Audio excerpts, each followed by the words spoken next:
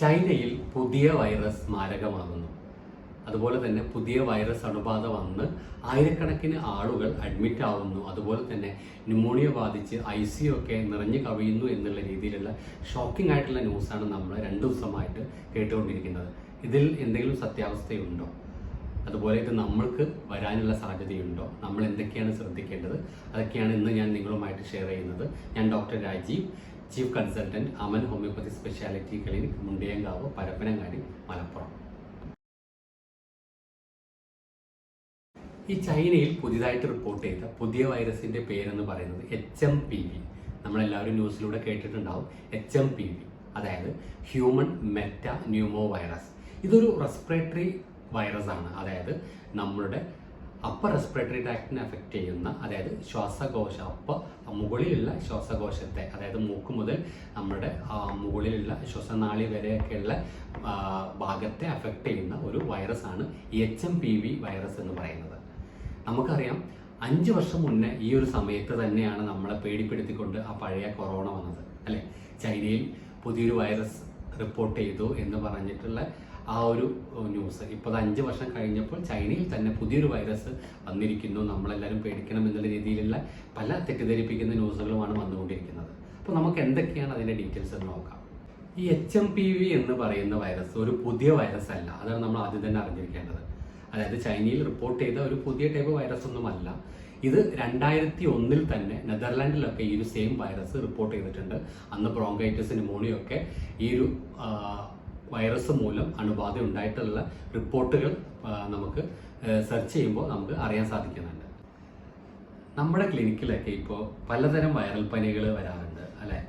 നമുക്കറിയാം influenza virus, para influenza virus, H1N1, corona, ഇതിലൊക്കെ viral അസുഖങ്ങൾ ഇപ്പോൾ വരുന്നുണ്ട്. നമ്മൾ പറയാറുണ്ട് വൈറൽ പനിയാണ്, ശ്രദ്ധിക്കണം എന്നുള്ള രീതിയിലൊക്കെ പേഷ്യൻസിനോട് പറയാറുണ്ട്. അപ്പോൾ ഇപ്പോൾ ഈ പുതിയ വരുന്ന വൈറസും HMPV എന്ന് പറയുന്ന ചൈനയിൽ റിപ്പോർട്ട് ചെയ്ത വൈറസിനും കൊറോണയുടെ സമാനമായ ലക്ഷണങ്ങൾ തന്നെയാണ് കാണിക്കുന്നത്.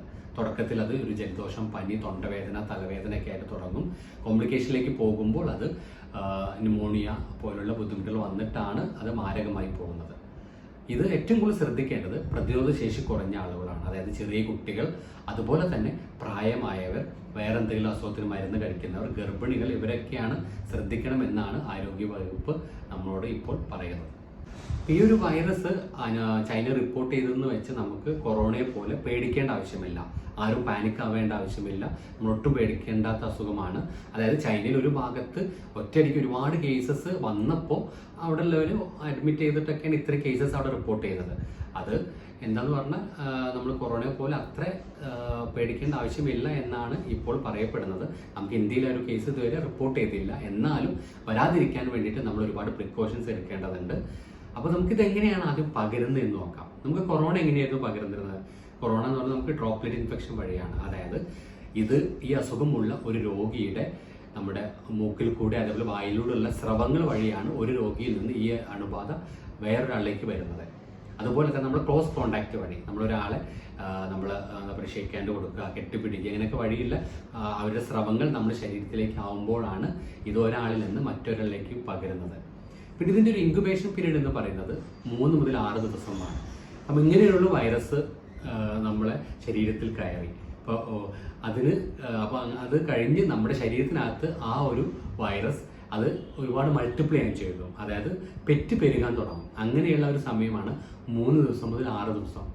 അപ്പോൾ ആ ഒരു 3 മുതൽ 6 ദിവസം കഴിഞ്ഞാണ് പുതിയ ഒരാൾക്ക് ഈ ഒരു രോഗം വരുന്നത്. അതിനാണ് നമ്മൾ ഇൻക്യുബേഷൻ പീരീഡ് എന്ന് പറയുന്നത്. അതായത് ഈ HMPV വൈറസ് ഉള്ള ഒരാൾ നമ്മൾ കോൺടാക്ട് വന്നു കഴിഞ്ഞാൽ ഒരു 3 ദിവസം അല്ലെങ്കിൽ 6 ദിവസം കഴിഞ്ഞിട്ടാണ് നമുക്ക് ആ അസുഖത്തിൻ്റെ ലക്ഷണങ്ങൾ കാണിക്കുന്നത്. എന്തൊക്കെയാണ് ലക്ഷണങ്ങൾ എന്ന് നോക്കാം. കൊറോണയ്ക്ക് സമാനമായ ലക്ഷണങ്ങൾ തന്നെയാണ് ഇതിനും കാണിക്കുന്നത്. തുടക്കത്തിൽ ഒരു ചെറിയ ജലദോഷം, പനി, തൊണ്ടവേദന, തലവേദന, ഈ രീതിയിലൊക്കെയാണ് തുടങ്ങുന്നത്. പിന്നീട് അത് നമ്മുടെ ലങ്സിനെയൊക്കെ ബാധിച്ച് ബ്രോങ്കൈറ്റിസ്, ന്യൂമോണിയ പോലുള്ള ലക്ഷണങ്ങളിലേക്ക് പോയിട്ട് നമുക്ക് ശ്വാസതടസ്സം, നിർത്താതെയുള്ള ചുമ, ഈ രീതിയിലുള്ള ബുദ്ധിമുട്ടിലേക്കൊക്കെയാണ് ഇത് പൊതുവെ പോകുന്നത്. ഇനി ഈ ഒരു വൈറസ് അണുബാധ HMPV നമ്മളെ ഭാഗത്ത് റിപ്പോർട്ട് ചെയ്താൽ നമ്മൾ സ്പ്രെഡ് ചെയ്യാതിരിക്കാനും നമുക്ക് വരാതിരിക്കാനും നമ്മൾ ശ്രദ്ധിക്കേണ്ട ഫസ്റ്റ് കാര്യം എന്ന് പറയുന്നത് നമുക്ക് ചുമയോ കഫക്കെട്ടോ എന്തെങ്കിലും ഉണ്ടാകുമ്പോൾ നമ്മൾ ചുമയ്ക്കുമ്പോൾ നമ്മൾ നിർബന്ധമായിട്ടും ടവൽ ഉപയോഗിക്കുക അല്ലെങ്കിൽ ടിഷ്യൂ പേപ്പർ ഉപയോഗിച്ച് നമ്മൾ ആ സ്രവം പുറത്തു പോവാതെ നമ്മൾ ശ്രദ്ധിക്കുക. അതുപോലെ തന്നെ നമ്മൾ ഇനിയിപ്പോൾ നമ്മളെ കയ്യിൽ കർച്ചീഫ് ഒന്നും ഇല്ല എങ്കിൽ നമ്മൾ നമ്മുടെ കയ്യിൻ്റെ ബെൻഡിൽ ഒന്ന് അമർത്തിയിട്ട് നമ്മൾ തുമ്മാനോ ചുമയ്ക്കാനോ വേണ്ടി ശ്രദ്ധിക്കുക. അതുപോലെ തന്നെ നമ്മൾ ഇതുമായിട്ട് ബന്ധപ്പെട്ടൊരു സ്ഥലത്ത് പോവുകയോ അങ്ങനെ ഒരു സമ്പർക്കം ഉണ്ടായിക്കഴിഞ്ഞാൽ നിർബന്ധമായിട്ടും ഒരു 20 സെക്കൻഡ് എടുത്ത് നമ്മൾ വൃത്തിയായിട്ട് കൈ കഴുകുക. നമ്മളൊരു ഹാൻഡ് വാഷിങ്ങിൻ്റെ പ്രൊസീജിയറൊക്കെ നമ്മൾ പഠിച്ചല്ലോ. നല്ല രീതിയിൽ നമ്മളെ എല്ലാ ഭാഗവും തട്ടുന്ന 20 സെക്കൻഡ് വൃത്തിയായിട്ട് കൈ കഴുകാൻ വേണ്ടി ശ്രദ്ധിക്കുക. അതുപോലെ തന്നെ നമ്മൾ ഹോസ്പിറ്റലുകളോ അതേപോലെ പൊതുസ്ഥലങ്ങളിലേക്ക് പോവുകയാണെങ്കിൽ നിർബന്ധമായിട്ടും നമ്മൾ മാസ്ക് ധരിക്കുവാനും കൂടി ഒന്ന് ശ്രദ്ധിക്കണം. ഇത് ഞാൻ ആദ്യം തന്നെ പറഞ്ഞു, രോഗപ്രതിരോധ ശേഷി കുറഞ്ഞവരിലാണ് ഇത് കൂടുതലായിട്ട് കണ്ടുവരുന്നത്. അപ്പോൾ നമ്മൾ രോഗപ്രതിരോധ ശേഷി കൂട്ടാൻ വേണ്ടി ചെയ്യേണ്ട കാര്യങ്ങൾ നിർബന്ധമായിട്ട് ചെയ്യാൻ ശ്രദ്ധിക്കുക.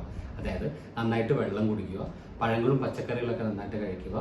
അതുപോലെ തന്നെ ആൽക്കഹോൾ ഉപയോഗിക്കുന്നവർ, സ്മോക്കിംഗ് ഒക്കെ ഉപയോഗിക്കുന്നവർ നിർബന്ധമായിട്ടും അത് നിർത്തുക.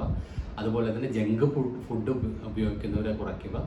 അതുപോലെ പഞ്ചസാരയുടെ അളവ് കുറയ്ക്കുക. കൃത്യമായിട്ട് വ്യായാമം ചെയ്യാൻ വേണ്ടി ശ്രമിക്കുക. മാനസിക സമ്മർദ്ദം, സ്ട്രെസ്സൊക്കെ ഉള്ളവർ യോഗ പോലുള്ളവ പ്രാക്ടീസ് ചെയ്ത് ആ സ്ട്രെസ്സ് കുറയ്ക്കാൻ വേണ്ടി ശ്രദ്ധിക്കുക. അതുപോലെ തന്നെ കൃത്യമായിട്ട് ഒരു 6 മുതൽ 7 മണിക്കൂർ വരെ ഉറങ്ങാനും കൂടി ശ്രദ്ധിക്കുക. ഇതൊക്കെ നമ്മൾ ശ്രദ്ധിക്കുകയാണെങ്കിൽ നമ്മുടെ ഇമ്മ്യൂണിറ്റി കൂടുകയും അതുവഴി നമുക്ക് ഈ രോഗത്തെ നന്നായിട്ട് ചെറുത്ത് നിൽക്കാൻ വേണ്ടി കഴിയുക കൂടി ചെയ്യും. അപ്പോൾ ഈ HMPV അതായത് ഹ്യൂമൻ മെറ്റാ ന്യൂമോ വൈറസ് എന്ന് പറയുന്നത് നമ്മുടെ ശ്വാസകോശത്തെ ബാധിക്കുന്ന ഒരു വൈറസാണ്. ഇതിപ്പോൾ ചൈന റിപ്പോർട്ട് ചെയ്തെന്ന് പറഞ്ഞാൽ ആരും പാനിക്കാവേണ്ട ആവശ്യമില്ല. നമുക്ക് അത്ര ഭയങ്കരമായിട്ട് സ്പ്രെഡ് ചെയ്യുന്നതല്ല. എങ്കിൽ പോലും നമ്മൾ എന്താ പറയുക, അതിൻ്റെ പ്രിക്കോഷൻസ് നമ്മൾ ഇപ്പോൾ തന്നെ എടുക്കണം. നിങ്ങൾ ഹോസ്പിറ്റലുകൾ അതുപോലുള്ള പൊതുസ്ഥലങ്ങളിലൊക്കെ പോകുന്നുണ്ടെങ്കിൽ നിങ്ങൾ മാസ്ക് ഉപയോഗിക്കാൻ വേണ്ടി ശ്രദ്ധിക്കുക. അതുപോലെ ചുമ കഫക്കെട്ടൊക്കെ ഉള്ളവർ നിർബന്ധമായിട്ടും ഒരു ടവലോ അതുപോലെ ടിഷ്യൂ പേപ്പറൊക്കെ ഉപയോഗിച്ച് മുഖം മറച്ചുകൊണ്ട് തുമ്മാനോ ചുമയ്ക്കാനോ ശ്രദ്ധിക്കുക. അതുപോലെ ഈ രീതിയിലൊക്കെ നമ്മൾ ശ്രദ്ധിച്ചു കഴിഞ്ഞാൽ പേടിക്കേണ്ട അസുഖമല്ല ഇത്. അതുപോലെ തന്നെ അവിടെ റിപ്പോർട്ട് ചെയ്തതെന്ന് വെച്ചാൽ കൊറോണയെ പോലെ ഭയങ്കര ഒറ്റയടിക്ക് സ്പ്രെഡ് ആവുന്നതുമല്ല എന്നാണ് ആരോഗ്യവകുപ്പ് പറയുന്നത്. അപ്പോൾ ഇനി എന്തെങ്കിലും ഇതിൻ്റെ കൂടുതൽ അപ്ഡേറ്റ്സ് അറിയുമ്പോൾ ഞാൻ ചാനലിലൂടെ അപ്ഡേറ്റ് നിങ്ങൾക്ക് ഇഷ്ടപ്പെട്ടിട്ടുണ്ടെങ്കിൽ നിങ്ങളിത് ബാക്കിയുള്ളവരുടെ അറിവിലേക്കായിട്ട് ഷെയർ ചെയ്യുക. അതുപോലെ തന്നെ ഇതുപോലുള്ള അപ്ഡേറ്റഡ് ആയിട്ടുള്ള ഹെൽത്തി വീഡിയോസ് കിട്ടാൻ വേണ്ടിയിട്ട് എൻ്റെ ചാനൽ ഒന്ന് സബ്സ്ക്രൈബ് ചെയ്ത് സപ്പോർട്ട് ചെയ്യുക കൂടി ചെയ്യുക. Thank you.